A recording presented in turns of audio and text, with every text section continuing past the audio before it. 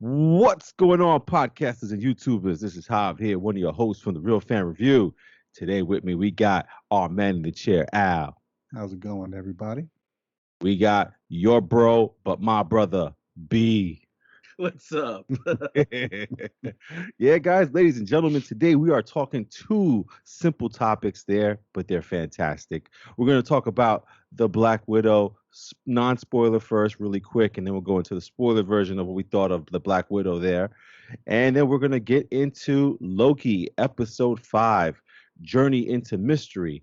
And we'll tell you what we think is going to happen for the finale coming out this week. So let's get right into the Black Widow review because the three of us got a chance to see that on Thursday. Brandon, spoiler-free review. Your thoughts on the Black Widow movie? I thought it was very underwhelming. I think the story had a lot of potential. I don't think it was bad. It was like, if there's like a meter of things, the meter is like ticking like right at the top of okay and just below good. Like it's just right there for me. I feel like there was a lot of potential in this movie and it just didn't really realize a lot of it. It just felt like they were skimming along things just to have things happen. Which makes me upset because, I was really pulling for this movie, not just because it's our return to the movies with Marvel, but really this was Black Widow's movie. This was for Scarlett Johansson, and I feel like it didn't fully represent her. Gotcha. Al, man, yourself, man, you were sitting right next to me in the theaters. You looked at me a couple of times like, this is crazy. But then you also looked at me like, this is not crazy. So, your thoughts there, spoiler free. Kind of same thing as what Brandon was saying. That night and even like the next morning, I walked away. I was like pretty excited from the movie. But as the time went on, I realized it was just because it was the first MCU movie I had gone to go see in a theater in 2 years. So like, kind of like that Eddie Murphy's old joke, even a cracker to a starving man tastes good. It's the best meal if you haven't eaten in a long time. So I think it was just that excitement from being back being back in the theater, seeing the Marvel logo come on the screen again, and watching an MCU movie. Yeah. But as time went on, there was a lot of stuff. And we'll get into it when we talk about the spoiler aspect. But a lot of my fears for the movie actually came true. It was more of a setup for other characters, as opposed to giving us a really full breadth of Black Widow's history. Yeah. Like even what's the one that they keep alluding to? Something. Where did she go? That her and Hawkeye held Budapest. Up? Budapest. Yes. Like even that, I still don't know. Like, what was the big deal with with what happened there, other than other than certain things. So, and then the way the dynamic of the family played out, it was what I thought. What I was afraid of. Like, so, the more I think about the movie, the fact that it had the MCU formula, made me get excited, and that's my positive of the movie, is that it was a good movie, but it wasn't what I was hoping for, and that's where I was let down. Yeah, man, I agree with you guys. I left the theater feeling like, okay, and I don't want to ever leave a Marvel movie going, it was okay, it was cool. And somebody at my job asked me, so how was it? And I was like, it was good.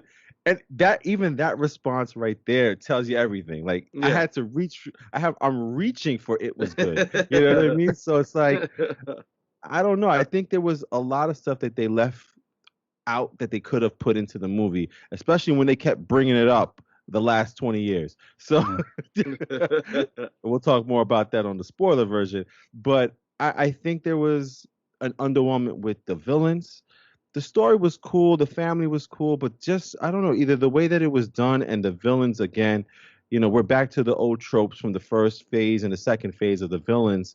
I just hope they don't carry this on with the, Shang-Chi coming out and also the Eternals. So hopefully these villains things, it just doesn't keep going like that. But the I just think that the story it had potential to be a lot better. There's a lot more story they could have done to this thing, and it just missed out on that opportunity, man.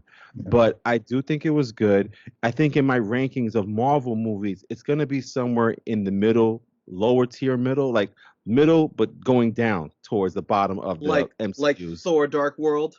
No, definitely better than Thor: Dark World. So definitely not the bottom five, but it's not in the top. And I figured that they knew the formula now, right? You hit it with Infinity War, you hit it with Endgame, with Civil War, you hit it with Black Panther. Even Captain Marvel to a sense.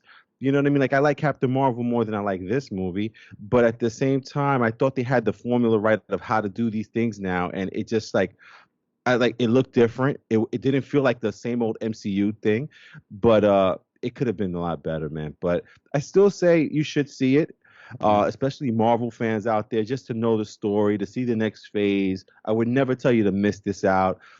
It's close to you can wait for it, but you really can't. You know what I mean? Because otherwise, it's gonna get spoiled for you. There's gonna be so many things that happen in the story that's gonna affect later on. You need to kind of see it. So I would say you should still see it. It's a summer movie. It's the MCU. Why not? Go check it out. Mm-hmm. And Brandon, what about you? What would you say is your kind of like movie grading? I would say, see it but don't rush. It's available to you in multiple formats. It's on Disney Plus Premier Access and in the movie theater. So like, Yeah. if you want to spend money to see the movie, go ahead, and you have plenty of opportunities to do that. But you don't have to rush. I would say you have the whole summer. We have a while before some other projects happen that include what is involved in this movie. So you don't have to rush, but I would say see it just because it's Marvel, and all due respects with Scarlett Johansson, like she really killed this role for the last Yeah. 20 years. So, I would say just in support of her and potential future characters, like definitely go see it and support them. Mm-hmm. Yeah, man. How about yourself, man? What's your ranking or rating on this? Yeah, same thing. I mean, my comments before would make you think otherwise, but definitely it's a must see for me. It's an MCU movie, so if you've seen all of the other 24 movies that in the franchise, Right. it does give you that back history to Black Widow, so you have to see it. So it's just funny how she's perceived, and we'll get on in the spoiler part, but to me, she's one of the big Avengers. So, Absolutely. go see it. It does give you some good vibes in the movie. There are some funny banter between the characters. So, it's a Marvel movie. You'll have a good time. So just go watch it. Absolutely. And just before we get into the spoiler version, in case you're listening before you watch it, the action is pretty good, though. It is actually incredible. Some of the action, a lot of CG, of course, it's a Marvel movie, but at the Yeah. same time, the different action sets in the movie, it's once they start happening, they keep coming at you, and it's pretty awesome to see. It's kind of brutal, also some of it, Oh, yeah. but the action is spectacular. But let's get really into this movie, talk more about it. So again, guys, if you haven't seen the movie yet, pause us, come back to us after you've watched the movie so that you don't get spoiled. And if you have seen the movie, listen to our thoughts. They may probably match up with yours, or if not, you comment section right down below on the YouTube page, or email us at the Real Fan Review and let us know what you think about the movie The Black Widow. So Al, man, talk to me, man. What was some of the things there with the Black Widow that you really appreciated and liked first before we get into the negatives?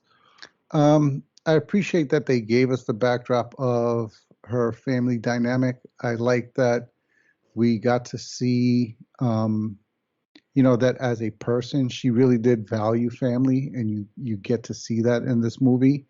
Yeah. We also see why because she's a different Natasha at the end of the movie series. Mm-hmm. I mean, I'm talking about the whole from when we first see her in Iron Man 2 to when we saw her in Endgame, than when she was in Iron Man 2. So in Endgame, she's a different version than what we saw in Iron Man 2. So you get to see why she was that type of person, how she was trained, how she was brought up. Mm-hmm. But to me, they didn't go too much enough into it, Gotcha. So like I would have liked to have seen a little bit of her Red Room like flashbacks to her in the Red Room, kind of like they did in Age of Ultron. Right. You know, when Scarlet Witch got into her head, like show us a little bit more of that. But I do like a little bit of the digs, you know, the like we were saying with the other movie, the self-awareness, because, you know, when Yelena was making fun of her posing, she goes, "You're a poser," you know. Total poser. Oh, okay, it was funny. But it was that, and then the banter. Like I believed that was one part I did like of the movie, was I believed they saw each other as a family because they had the banter and the back and forth of a family. Even though she was denying it. Yeah. Oh, okay, yeah. Come on. They even after 21 years, they still fought like sisters. The parents still interacted with them like they were the girls, you know. So Right. that was one of the big parts of the movie I liked. Absolutely, man. Brandon, what was one of the most like exciting parts or best parts for you in this movie? I really liked kind of like the humanization of like Black Widow, you know, with Natasha. Just because like you saw the events of Civil War kind of play out, where she's on the run from the Sokovia Accord, sorry, and like she's just trying to hide out. She gets a bunker, you know, like, you know, she has this little trailer, and it's a regular gas powered, you know, like battery for it, and it's just like very humanizing of her to just have a normal life in hiding. And then even like as she starts, before we get into her and Yelena being together, a lot of it just seems very human for her. Like when we first see her getting attacked by the Taskmaster on the bridge, you know, like a solid 95% of that fight is her just getting beat, like, you know, whereas we've seen her in this very powerful position before, someone who doesn't usually get hit. If she gets hit, like, it kind of shows you like, oh, I got shot by the alien thing, but like I got my guns, I'm gonna fight till I die, kind of a thing. Whereas she did the same thing here, like I'll fight till I die, but more so like I'm out of my league with this fight, you know. And it was really cool to see that.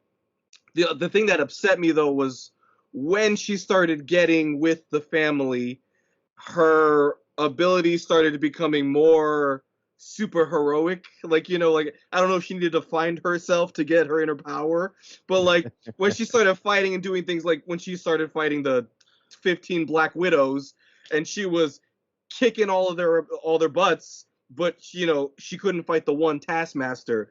You know, so it's like it was things like that where it's just like, believability is starting to go down a little bit. But I also enjoyed Florence Pugh as Yelena. You know, I only know her from Midsummer, so you know that as an indication of her acting ability to this was two completely different actresses. So I completely enjoyed Yelena in this movie. David Harbour, I love David Harbour in this movie. I would just say the only thing I didn't like was like it felt like an action team movie where we had to get the crew back together. Whereas like once the crew was complete, we got to the final phase of the movie, but we had to get the crew together. And that was the one thing I didn't like, was just like the second the crew was complete, we're like, all right, final act of the movie. Dude, they had to assemble the Russian Avengers, man. The Russian Avengers. The Revengers. So it was like, you know, that was the only thing I didn't like, was just like they had to get the crew back together, and then that was it. Like I wanted to see more time with them together than just them having dinner and having a family spat. Gotcha, man. Yeah, one of the exciting parts for me was going to be Scarlett Johansson herself, or how I used to call her in our original podcast, Johansson. And I thought she was fantastic in this movie, man. I mean, she also made Black Widow even more realer. It was almost like that moment when we saw Batman in the Christopher Nolan version, when he took his shirt off and you saw all the bruising all over his body, because he's human. He's not a superhuman, but you see the bruising, you see the marks, you see the scuffs. It's a human taking this beating. Same thing with Scarlett Johansson. There's a scene where she takes off her shirt and all you see is her back, and you see the big black and blues and the bruising, and you're just like, oh yeah, man, she's feeling those hits, you know. She's hurting. she's definitely taking 2 Advils today, you know. But you know, I really appreciated her story, because we did get to see a lot of her story, and to see kind of like the reason why she wanted to reassemble the Avengers. You know what I mean? Because when we saw her in Infinity War and in Endgame, Endgame, it pretty much, she was needing that family. You know what I mean? So it's like you kind of get a little feel for where that's coming from, because she in this movie helps try to fix, or she finds out that she did have a family. She realizes that she has another family that she can bring back together again, and also, so that was pretty cool. I think, like, again, the action was incredible. The Taskmaster scenes were incredible as far as the fighting goes. We'll get into the Taskmaster herself, later on, but it's just a good story to see. I just think that they left out a lot on the table, and this is something that I wanted to bring up to you guys now. So I'm going to talk about now something I think that they could have added to this movie that may have added to the way we feel about this movie. Al, how annoying would it be if every time we did a podcast, I go to Brandon, "Hey B, you remember that time in Florida? Awesome." And Al says, "Yo, what did you guys do in Florida?" I'm like, "Nah, don't worry about it." Yeah. And then the next podcast, "Hey Brandon, Florida." At some point, Al's gonna say, "Can you stop fucking talking about Florida? Just tell me what you did in Florida." So in that sense, I'm still confused as to what really happened with Hawkeye and Scarlett Johansson's Black Widow, because they only hinted at it. There was arrow holes on the wall somewhere, and there was tic-tac-toe and hangman somewhere else. That's what I'm saying. It's a choppy story. Yeah, when they did the scene in the Battle of New York, she turns to Hawkeye and she goes, "Oh, this reminds me of Budapest." I'm like, what big battle is it? Because if this reminds you of that, what the hell were you doing there? So Hawkeye's, to what he said, he did so. You and I do recall Budapest differently. So, so it's maybe that. But I feel like for the amount of time that they've mentioned, especially mentioned it recently in Endgame, you should have showed us that. Show us what happened in Budapest, a flashback, so we could all go, "Oh, that's what they're talking about." Nah, they just kept hinting at it again. I'm like, and it's not like they didn't have enough time in the movie to do it. Yeah, like they definitely could have made that a part of it. I also think something that they kind of left to the wayside, and maybe Brandon might speak a little bit more to this, but I think what they did with Taskmaster is cool with me. I get that. But if you're gonna do that with Taskmaster, you gotta make it more important. You know what I mean? Because it felt like the villains were just like, yeah, okay, Dreykov, that they've mentioned him before in different, in the Avengers. Like they just had a purpose to serve. Yeah, you know what I mean? Like Dreykov could have been a really badass person, but it's just like he was thrown in at the end of the movie.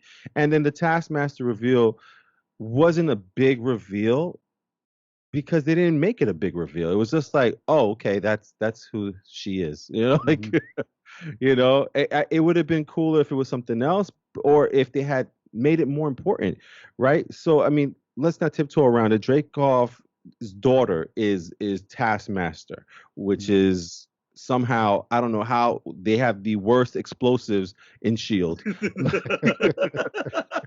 She legitimately had a bomb in a briefcase in front of her dad, and they both survived. So, I mean, Al, what was your thoughts on the Taskmaster reveal there for yourself? It was predictable. Like you saw the whole floor of building explode.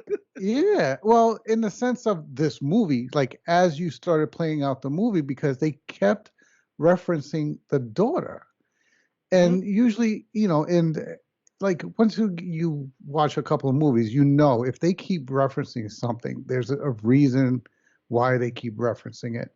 And at first, had they just left it as the reference in the beginning of the movie, I would have just been like, oh wow, they're showing how desperate she was to leave this organization, that she was willing to kill this girl to get out.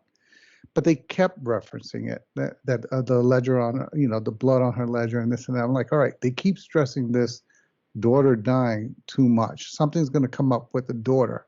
So that's why when she ended up being Taskmaster, I wasn't that surprised. I just was more surprised that they reached with the whole computer chip in the neck, and that's how she was mimicking the skills. because from what I understand in the comics, it's just that person's innate ability to do that. Right. So like I would have rather they stayed with it's an ability than it's a computer chip. Because now it goes to my problem with other aspects of the movie is why didn't they pursue this after? If you have this person who can through a computer chip take on all these other talents, why wasn't she being used to help fight these other, threats? Like, she was made good by the end of the movie, so why aren't we using her?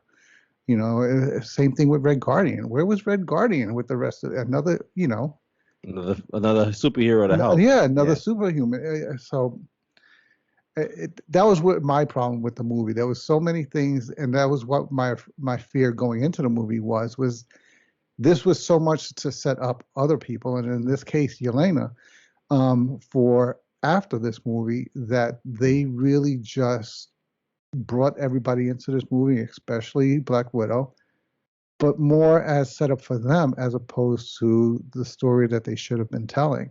And that's what I think, because Yelena got so much screen time and so much more of what I felt was the depth of the movie that, I could see Scarlett Johansson getting upset that, you made this movie out that more people are going to relate to Yelena than to my character. Gotcha. You know what I'm saying? So because I felt bad for Yelena when she's like, it was real for me. That scene where you felt her pain that, you all are saying this was fake. It wasn't fake for me. Right. She was like, what, 5 years old at the time? Yeah, 6, 7 years old? So, yeah. But in terms of the Taskmaster, I liked the way they did the character and I liked the fight scenes, but they went too over the top. Like she was unbeatable. Yeah. Had she not been made with that red dust, she probably would have taken her out. So, and then I don't know, there was certain things like how did she find Natasha in the beginning of the movie? Like Natasha, I think she was probably tracking the cure or the vials of. They didn't even know about the vials. So yeah, I don't know. So how did they? And they're like, how do you track a vial? unless there's a chip in it, like Because remember, they were tracking the other, the red, the other Black Widow, the Black Widow that had gone rogue. Mm-hmm. They didn't know what she had or what she was doing. So how do you now track the packages or the package? Black Widow. And then how did Black Widow take the stuff out of the case during that 5-second fight? Like, I don't know if y'all had a problem with that, but I did. Like, because to what Brandon was saying, she was getting her ass kicked. She was getting thrown around the bridge. She had just gotten blown up. Then she got kicked off the bridge. She got kicked off, and in the 2 seconds that she touched the body, she was able to open the case, take the vials out, and get kicked and put them in her jacket without Taskmaster noticing. She could also steal rings, Al. She could also steal rings. Brandon, how about you, man? What about Taskmaster there, man? How'd you feel? I mean, I know you're a big comic book fan, so did Taskmaster work for you? I mean, I like Al said, like I loved the appeal of the Taskmaster. The surprise reveal only caught me off guard for like a second because in the comics, Taskmaster's name is Tony Masters. And the daughter's name is Antonia, and I was like, so when they showed the daughter, like, oh, my daughter Antonia, I was like, Tony Antonia. I was like, okay, I can see how I missed that. I was like, I can see how I missed that one, but I just felt like the Taskmaster was awesome in every scene that she was a part of, but it was just, I felt like she was a tool, and while that actually probably was her purpose in the movie. When there's a big appeal put on this character, there's the sense that this character is going to be doing a little bit more than what she did. Like, granted, the Taskmaster showed up and beat Scarlet Witch on the bridge. Then the Taskmaster showed up again in Budapest. That was awesome. Which was really awesome. Showed up in this tank and just started going crazy. And then it was the last act, right? So it's like the Taskmaster only showed up when the plot needed the Taskmaster to be there. Whereas I I've gotten over the whole everything needs to be explained thing. Like, I don't need to know how the chip in her neck works. I don't need to know more than she blew up as a kid and now she's a robot. Like, I don't need to know that much, but I felt like there was a lot missing from the character's development that was put in everyone else but the Taskmaster. Yeah, man. I think, like, again, there's the story was cool. It was cool, and I think, again, there's different things that I feel that they could have done. Granted, I don't write movies and I don't make movies or anything like that. But say the movie didn't even start with the Budapest from Hawkeye and Black Widow scene. You should have started the movie then with Dreykov and his daughter, so that we could start to get a feel for the daughter, and then maybe do that whole like Tarantino thing where throughout the movie we get bits and pieces of the past to see what happened, and then we'll be like, oh shit. But without that, there was no context to it. You know, in the middle of the movie, we get a story about how the Black Widow wanted to become part of a shield. She had to kill Dreykov, and she used his daughter to do that. That's fucked up. And I can see the red on the ledger for that. That is crazy. You don't kill kids, people. But, you know, that was her way of getting out. She used the kid. And it's just, you know, there was so much more potential for that to be more impactful. And I think it would have led to a bigger reveal or surprise had we heard more about the daughter and Dreykov earlier in the movie. So much potential. So now, Al, with the story itself, what do you think about the action in the movie, man? I mean, I thought the action was great. Like, you know, Brandon had mentioned the first fight on the bridge with that Taskmaster and Black Widow. I thought the Budapest fight scene with Florence Pugh's, Yelena, that thing was about what, a good 45 minutes, because you had Yelena versus Black Widow, then Yelena and the Black Widow versus the other Black Widows, then you have Yelena and Black Widow with the other Black Widows being chased by Taskmaster. It was just nuts. Oh, kid, the scenes were, when they got to the action, they did a good job. I mean, even including the prison breakout scene was pretty good. So, and when it comes to Yelena, they set her up very well to take over as Black Widow. Like, I can believe her as a Black Widow, on the level of what we already had through Scarlett Johansson's portrayal. So, in that sense, they did good. I was never disappointed with the fight scenes. You know, there wasn't one where I was like, all right, this action is kind of corny. How about the ending? The ending fight scenes in action. I mean, it was a reach, but it's a Marvel movie, so you know you're gonna have something over the top. So yeah, they're fighting from, you know, while they're falling through the sky. You know, is that possible? No, but it's a Marvel movie, so you know it's gonna be doable. So at that point, they made it look good. They made it somewhat believable that that's happening. And given the last movie we just saw, anything that's a little bit more realistic is gonna seem believable to me. That's real compared to F9.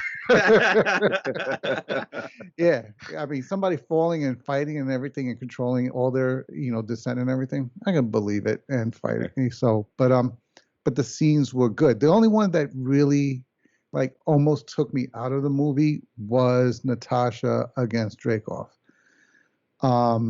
If they didn't have it, like, I thought that was a good concept of the pheromone block or whatever they called it, where, you know, just them smelling him would stop them from killing him.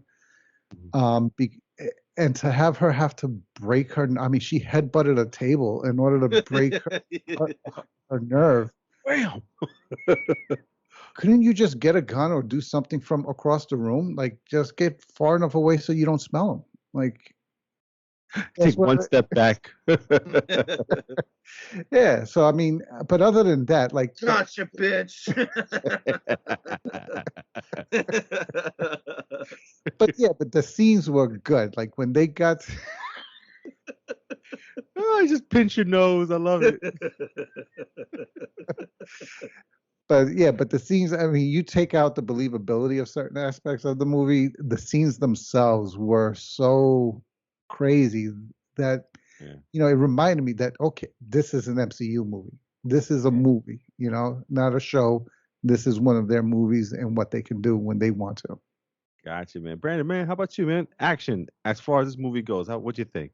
I thought it was awesome. Like it brought me back to Captain America: Winter Soldier. Was a movie that is centered around superheroes, but it isn't a superhero movie. It just has superheroes in it. Like, when I think about Winter Soldier, it was a spy action movie that had Captain America in it. I don't know why the fuck he was in it, but he was there. Like, like this was the same thing where it's just nonstop action, spy thriller, awesome stuff going on. Oh, and she's an Avenger. Like, so every scene where there was action, it was awesome. Even the scene, like I kind of roasted it before, but like the 20 Black Widows versus, the Black Widow, and she had the upper hand for most of the fight. That was a pretty cool fight choreography because, I always roast other movies in their fight scenes when it's a one-on-one fight, but there's 15 people in a circle around you. Like, it's not believable. So they're like, all waiting their turn? Yeah, I'm not waiting my turn to attack you when we have to attack you. Like, so to see 4 girls try and jump her at the same time, them being tactical themselves about it, like, that was believable to me, and that was a really cool scene.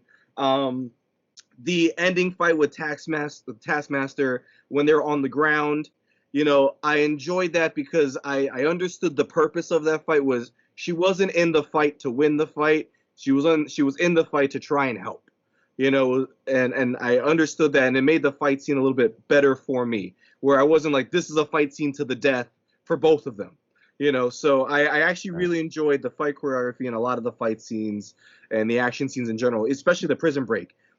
David Harbour's humor involved with Yelena's humor and Scarlett Johansson's actual seriousness in the scene. All three of that meshed really, really well. So I like that a lot. All right, so listen, you just brought him up. Let's talk about David Harbour's character. I think is Alexei, the Red Guardian, and we also had Milena that was in there, and also Florence Pugh's character Yelena Bolova, something like that. She's a Bolova. But what'd you think of the family there, Brandon? In the family aspect, I like that we were introduced to them in the beginning of the movie to show that they were in deep cover and they had to be a family, and you saw how easily that was broken once the job was done, mostly by Alexei. How he was like, oh, I'm back, like, let's get rid of this stuff, like, I want to get in costume again. Oh, the girls are upset, I'll handle it, whatever. He was very not caring about the family aspect. So, like, I liked it as they started getting back together and they were still seeing themselves as a family from deep cover, who were still being their own individuals, except for Yelena. I liked it up until we got Melena's character, Rachel Weisz. Just because, like, I understood where she was coming from with the guilty conscience because she had continued the Red Room stuff, but I had felt that, like, it was very rushed, and to see her, I wouldn't say personality, but like attitude change to be like, you know what, I'm going to make this right now because my family's here, was a little too sudden. Like, I felt like there needed to be something they did together as a family before this to make that. Like them rescue her or something. Yeah, like something had to happen other than like, oh, we had dinner and it's nice to be family. So, you know what, let's take down the Red Room. Yeah. Like, after you already called Dreykov. Yeah. Yeah. So, like, I loved, to be honest, I think my favorite was Red Guardian's interaction with the girls. Like, his humor the entire time was perfect because, like, even in the times he tried to be heartfelt, it was humorous. So, like, he knew his character was the funny guy in the movie. Like, it's just, I'm just going to keep being funny no matter what. So I appreciated that it wasn't like, I'm going to have my serious moment. I'm going to have my heroic, like, sacrifice. Like, I was going to be really mad if he died because it just didn't seem like he needed to. So I loved his interaction. I love Yelena. I fully support Yelena being the Black Widow in the future. Florence Pugh, I think, is incredible. So she did a great job in taking on the role, which made me feel like, the title of the movie is less about Scarlett Johansson and more about the Black Widows, so that's what I kind of started to take it as with her character. So I really enjoyed the family dynamic. I just felt like the family dynamic that happened in the third act was just too sudden to really concrete the story and move that along. Yeah, man. My favorite of the family, of course, is going to be Yelena's character there. I thought she was absolutely amazing in the story. You know, the way that she was heartfelt about her feeling that this was a real family to her because she saw it from such a young age. And then the quipping back and forth with Scarlett Johansson's Black Widow's character. It was just amazing to see her riff on her, tell her, the poser thing. And then when she actually landed in the hero pose from her, and she goes, "This felt so awkward." She did the same thing herself. It was pretty awesome, man. And then, of course, we'll get into the ending, the post-credit scene in a few. As far as Red Guardian, I thought he was hilarious, and I kind of respect what they did with Melina because, if you're a comic book fan and you also watch YouTube videos all day long like we do, you're gonna see that Melina was a bad character. I think she was the Iron Maiden in the comic books there. So you're thinking, oh, she's the bad guy. She's gonna flip on them the whole time, and really she was just a character in the story that ended up flipping on Dreykov. So I thought that was pretty cool. Al, any favorites from you from the family? Well, would be other than Yelena, would be Red Guardian, only because I could see where he was coming from. He was a loyal soldier. He goes to the point where he's a super soldier and he still accepted to playing dad for 3 years. He hated it, which as soon as he touched ground and was with the rest of the army, he was like, all right, where am I going? What's my next job? Because he wanted something more, but he accepted what he was asked of him. So, I respected that from him. And then to find out that he gets sent to jail, it made me understand why he was willing to turn on Dreykov and help, Natasha and them go after him.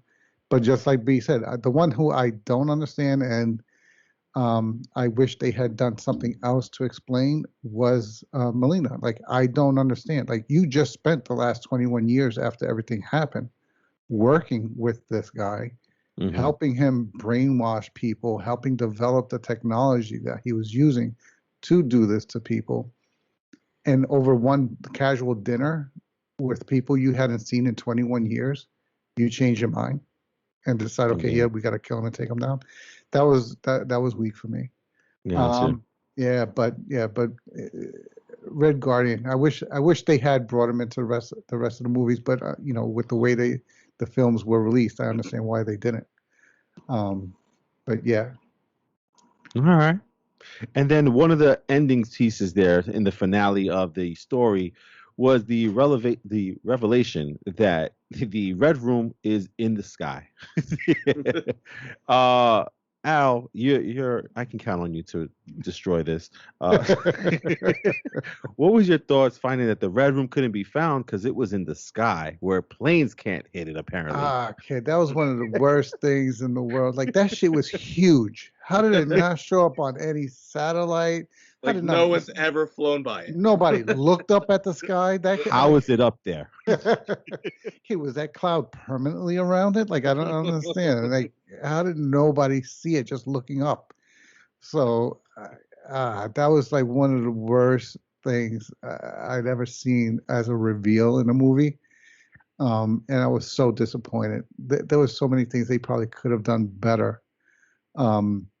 Hell, even if they had just given the face mask and shown that he was somebody else, short of him being a Skrull and literally having a different figure, like, just put one of those masks and have it be that he was one of these, government, leaders, and that's why nobody could find him was because he was, in America running something.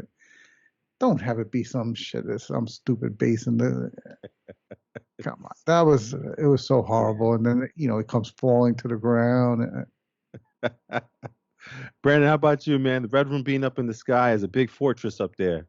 It just made me believe that Shield and Hydra both sucked at their jobs. The fact that it's just there as it is above this land. Like Al said, if anybody just looked up, they should see it. Like, I don't know a cloud that dense that would completely cover that. Like, they even said, like, it wasn't cloaked. They just had to land in the right spot. Like, it's just they have a blocking thing so you can't pick it up on radar. But fuck, like I think I got a really good tool. I got two of them.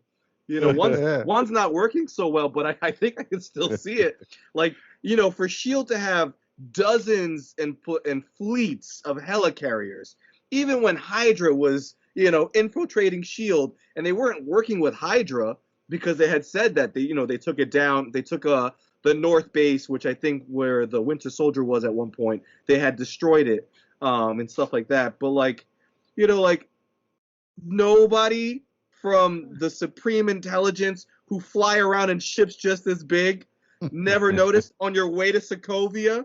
You never noticed this. Yeah, it's pretty insane, man. I thought it was a little bit like the MCU tries its best to stay realistic, and this one was just like, oh, come on, dude. It should have put it in space. I don't fucking put just the put it red all the way room up there. Put it all the way up there. in the sewers. Put it in the sewers, not in the sky. Like, put it in the ocean, even not in the sky. Oh, man. 70% of the ocean is still uncharted. I learned that at SeaWorld last week. So, but yeah, man, that's pretty much it. I mean, because we had the action scenes, we talked about the family, we already said the villains weren't really that explored that well, so there's really not much to talk about. But like I said, man, as much as sometimes when we do the spoiler-free version, it sounds like we're killing this movie, but we really did enjoy it. It was pretty good to see. Again, it could have been a lot better, a lot of potential for something else that could have been a lot more memorable. But let's go to the post-credit scene now. So at the end of the movie, you know, guys, if you watch MCU movies, there's going to be a post-credit scene or two. This one only had one, and it was a post-credit scene at the end where we have Yelena going to Black Widow's. I don't know how they have a grave for this woman. Who picked her up? You know, like, so they had a grave for the Black Widow where she ended up going to pay her respects. And as she's doing that, you hear someone blowing their nose. And it's Val from the Falcon and the Winter Soldier, or the Captain America and the Winter Soldier now. But it's Val from the show there, and she's doing her thing. She's recruiting.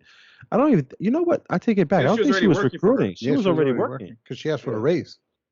Oh, wow. I didn't know she asked for a raise. She asked for a raise and said, I'm on holiday time. You know, so we get Val recruiting, or has already recruited Yelena Belova's character there. And she shows her a picture saying, this is the person who's your next target. He's one of the most powerful Avengers. And it's freaking Hawkeye, lady. Come on. Powerful Avenger. But it's Hawkeye, and she says that's the person who's responsible for killing your sister. And it kind of ends there. So we kind of get the feedback. Now we know why Yelena is in the Hawkeye series. So we get that, at least that backstory. But I mean, it wasn't a huge reveal or anything crazy. But Brandon, what was your thoughts on seeing that post-credit scene? I thought it was interesting. You know, it just lends in the hand of saying that, you know, why we'll be seeing her character, and also assuring fans that you're going to be seeing more of this character in future installments, whether movie or TV. I think the only thing, you know, where I had guessed that it would be General Ross asking Taskmaster to be a part of the Thunderbolts. Maybe Val is assembling her Thunderbolts, you know, instead of General Ross, and this Black Widow is a part of it. That was really all I got out of it. Was just like, oh, because, you know, I before you had told me that there was going to be the Hawkeye show that she was in, I was like, oh, there's a Hawkeye show, and you're like, yeah, she's going to be in that. She confirmed it already. I'm like, oh, well, now it makes sense. So, I thought it was a nice sentiment to see that Natasha got a grave, which was a big thing for people who saw Endgame that were mad that, you know, Tony Stark had this huge funeral, and everybody was sad and paid their respects for Tony Stark, but Natasha also died, and there wasn't a word about it at the conclusion of the movie. So I think it was a nice sentiment to have given her the grave, have somebody pay their respects to her as a fallen Avenger, considering it wasn't done in a prior movie. Yeah, man. And I think when we saw the grave, there was a couple of groans like, oh, when we saw it in the theater. I definitely was one of those groans. 'Cause I didn't expect to see a grave for the Black Widow there. But Al, man, how did that post-credit scene hit you? Yeah, same thing. Like when I saw the headstone, I was like, oh damn! Like, you know, they went there with the end scene. And just seeing the recruitment at first, I was because like I'm on the fence. I don't know if they're doing Thunderbolts or Dark Avengers. Right. And now knowing that that they have basically their version of a Black Widow, they now have their version of a Captain America. Like, are they? I'm thinking more Dark Avengers instead of Thunderbolts. So I'm wondering if that's what they're going to do and why. Because we're into Dark Avengers like bad, whereas the Thunderbolts were like anti-heroes. Right. So if you're going to do bad, is that how you made is Yelena going to be bad and then brought good in the Hawkeye show? Um, so it just made me So it brought a little bit of okay, now I thought I knew where they were going, now I don't. So it just threw me for a little bit because I thought they were doing anti-heroes, but now I think they might be doing villains. Yeah, I was actually a little bit on the fence with that too, because like, wasn't Yelena working with the Red Guardian Melina to find the other Black Widows and get them all out? So it's like, at what point did she decide to be hired or recruited by somebody else? You know, like I'm sure that's going to be explored in something else, but like you know, I feel like there's a lot of ground to cover with either her own movie or a TV show, because like you now have to explain what happened between Infinity War, the 5-year blip, afterwards. You know, there's a lot of story there between the Black Widows. Was she blipped? Was she not? Where were the family during Infinity War? You know, like, a lot of places. There's a lot of places. There's a lot of story to cover. So to kind of pick up the plot here by saying, oh, she's working for Val, it's kind of like, well, how did we get to the Val point when there's a lot of points that seem like they were more important? You know, so that's a lot I want answered. Yeah, man. And you know, I'll bring this up to you guys. I don't know if you guys know this or not, but the director was speaking on the Black Widow, and someone had asked her, "Is there a way where you see a sequel to this movie?" And she goes, "Actually, yes. We left it off in a way that we could make another sequel or two." And what I'm thinking is, which was kind of also baffling to me a little bit, was if you guys remember the ending after the fight, after Red Guardian, Melina, Yelena, and the other Black Widows get away, she sees Ross and his Humvees coming over to get her. And then it just cuts from there and it goes to her getting a Quinjet. 2 weeks later. 2 weeks later. So they're going to have to explain how she didn't get captured by Ross or got captured by Ross and escaped.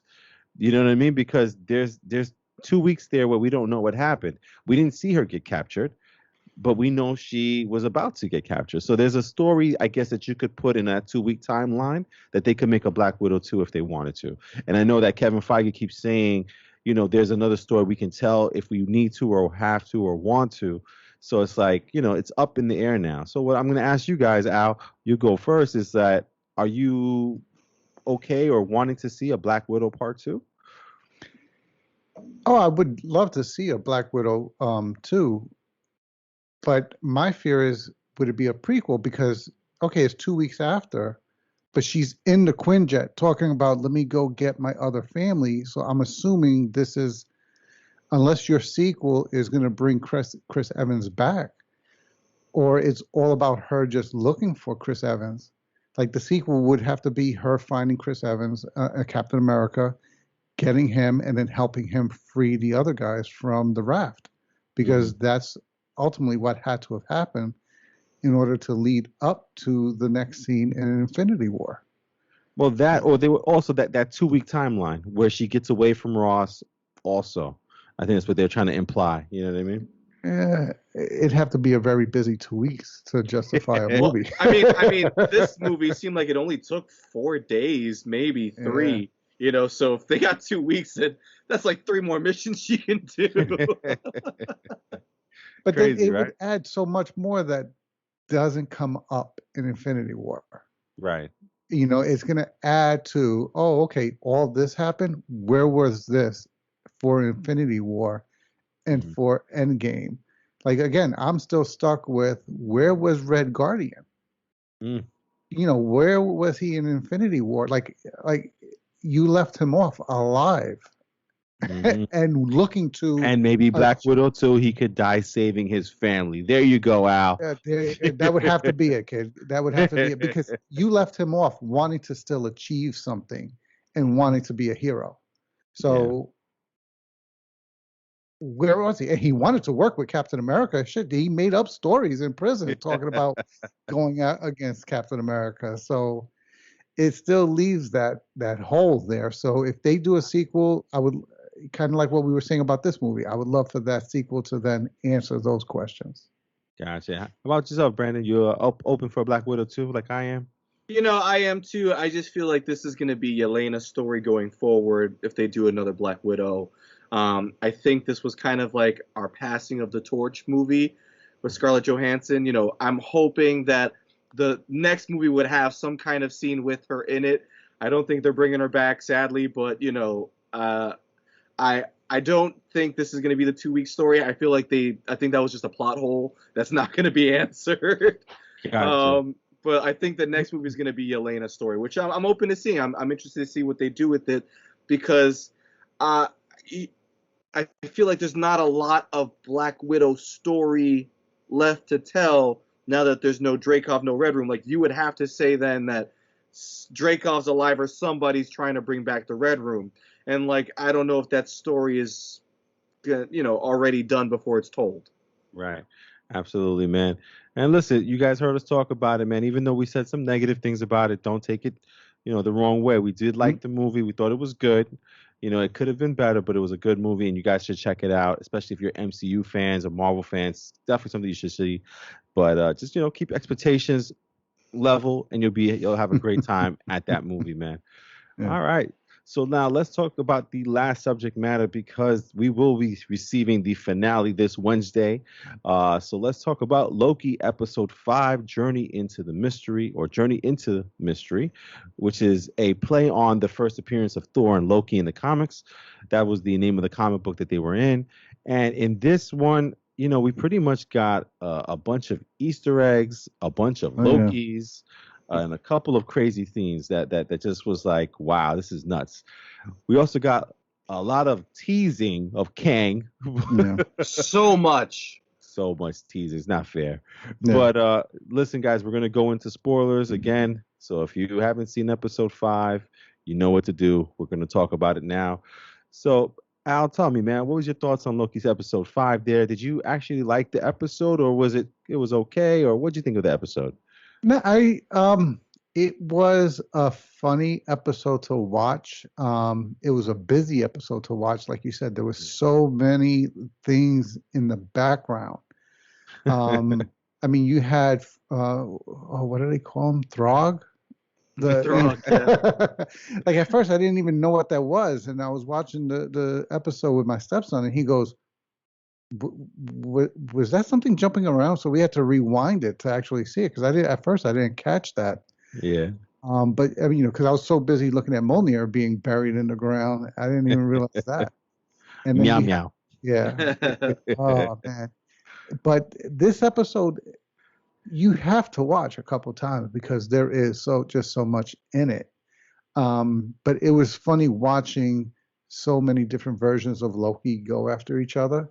Yeah. And then it just demonstrated how he is just like the flaw in his character. Every version of himself betrayed the other. Like, like that was his trait. He was like kind of like what Mobius said in it earlier. He will backstab you if he is given a chance. So it's showing the arc of this one not doing that and trying not to and trying to be the one that brings the best out of himself and the other Loki, which is what's making me think your prediction is going to come true. I think you're going to be right. All right. And Brandon, man, how about you, man? Any good Easter egg that you like more than other, and what'd you think of the episode? I love the Thanos copter. That was hilarious. I also liked seeing the helmet of what's his name from Ant-Man, from the first Ant-Man, Darren Cross. Oh, Yellow man. Jacket. Yellow Jacket. Yellow Jacket. I liked seeing the oversized helmet, so seeing that there was a version of Yellow Jacket that went big instead of too small. So I thought that was cool too. You know, it was a lot of geekdom there, which was really awesome. I thought this episode was very fun. You know, like I don't think it was too deep or too layered. Like I felt like when it was trying to get deep and do the answering of question things, they were just like, nah, we're gonna do something else. Like, you know, so it's like, all right, like when Sylvie had the judge and they were, you know, talking to each other, and like you can tell the judge was betraying her, but it felt like they were leading to more questions of things that are going to be answered soon. And just as we were getting to that point, she pruned herself, you know, because the judge had wasted enough time for the soldiers to get there. Renslayer. And I was like, oh, like I felt like we were gonna get a little something there, like extra. And then, you know, it was cool to have the gang meet up, you know, get back together with Mobius and Mobius. The army of Lokis fighting each other, which Lokis do best. I was a little upset at first with Alia, the cloud monster, because it's a trait of mine that I hate that Marvel does. You know, the cloud villain. And then I had to remember that the villain is actually a cloud in the comic books, which made it better for me. But like, you know, it brought me back to the Green Lantern where, you know, don't talk about it, Brad. The bad guy was a yellow cloud. Fantastic Four 2, when Galactus was just a big cloud that was angry. You know, like I was like, you know, so I saw the cloud and it was purple, and I'm like, here we go. Yeah, because Brandon doesn't believe in climate change. You know, especially because the cloud at first took the shape as one of the big alien monsters from Avengers that Thor and Hulk took down. So I was like, are we just like, can we not afford it? So we have it in the cloud form? Like, I got upset at first, but I liked the journey of getting to see that last scene.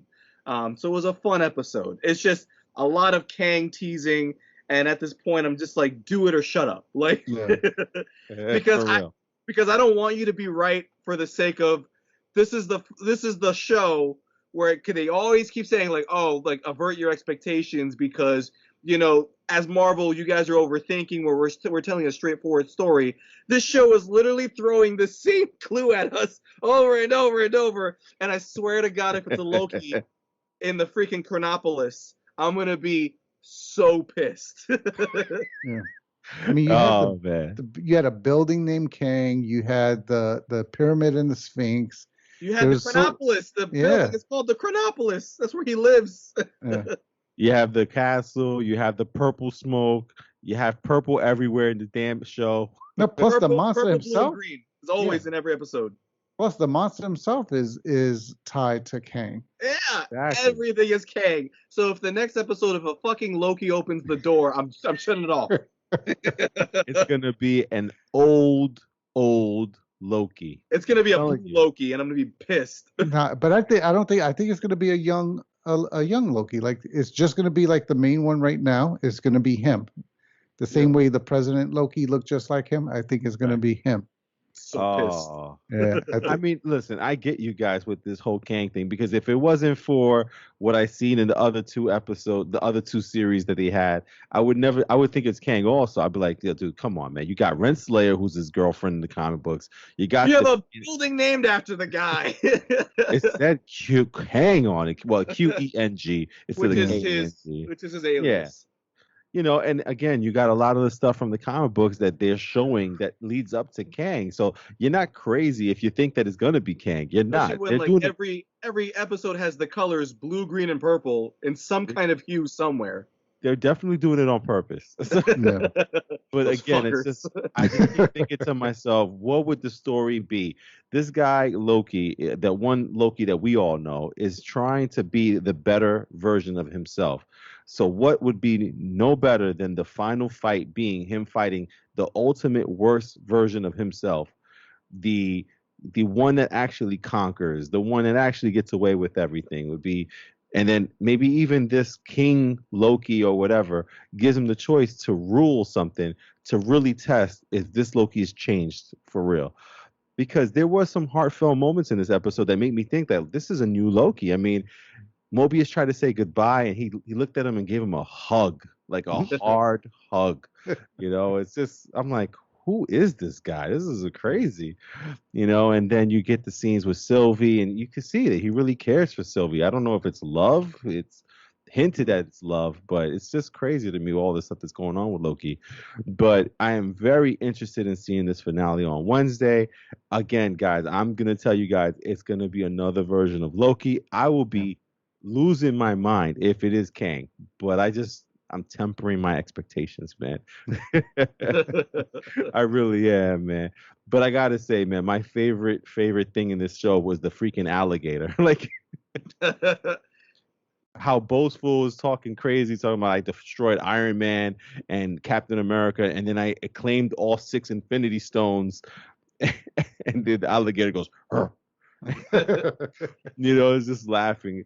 But I think one of the most amazing parts on the show, honestly, for me, which I thought was going to be a complete joke, was classic Loki. Mm-hmm. Dude, when he conjured up Asgard, I was like, oh shoot. And, he even said it. He projected something so real and lifelike that the Mad Titan himself couldn't tell the difference. So it's just crazy, man. But I don't know. I mean, I really don't see where this thing is going. I'm hoping it does answer the questions, because there is supposed to be a season 2 of Loki. So it has to answer at least who's the man behind the curtain on this one, man. And I don't know. I have no other expectations besides it being a Loki. Brandon, any expectations for yourself on the last episode there of Loki? I mean, I feel like we talked about this in the last episode, that I also feel like it's going to be a Loki, because why, of all things, pick nothing but Lokis, out of the universe. Yeah. So like it makes sense that it's going to be a Loki who has some kind of glorious purpose.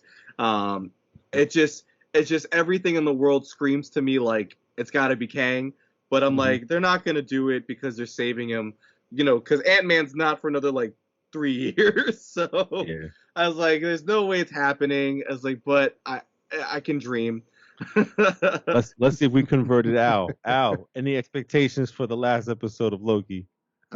Basically, I think Loki is going to be the big bad for the show, but I'm fingers crossed. I still think there's going to be a reference to Kang at the end. I think like he's Loki locked up in a room somewhere. No, not even. I think our Loki will win against this ultimate bad Loki. But then he will make reference to, oh, do you really think I'm the top? And then that'll be his reference that there's somebody else, and all the clues will let us know who he's referring to. So I don't think they're going to say Kang. I don't think they're going to show him. I think he's going to get beat, and he's going to say, oh, you think you've won, or something like that, alluding to, I'm not it. Yeah. His pride, and you see Loki, he'll act like he is until he gets beat, and then he'll say, oh, you've not won. I'm not it. There's the still illusion. Somebody. Yeah, there's still somebody you have to worry about, and then that'll be the alluding to Kang. What was it, Brandon? It was the illusion conjured by the weak. Yeah. So I'm going back to that classic Loki, and I'm a little upset with him, just because my hope was this was classic Loki from Marvel Comics, not a classic Loki from the MCU take on Loki. Right. Because we had talked about this, I think when we started the series, was how did all these kind of align, and does the comics count as a universe? And even Kevin Feige himself had said the comics are universe Earth 616, this is Earth 199999, something like that. And for classic Loki to just be a version of Loki who survived Thanos' wrath, from the events of Thor Ragnarok, I was a little upset, because I was hoping he would be like, when they said the Mad Titan, when he said the Mad Titan kind of scoffed at it, I was kind of hoping he'd be like, oh, where I'm from, he was like, our Avengers, beat him up all the time. Like, he's nothing.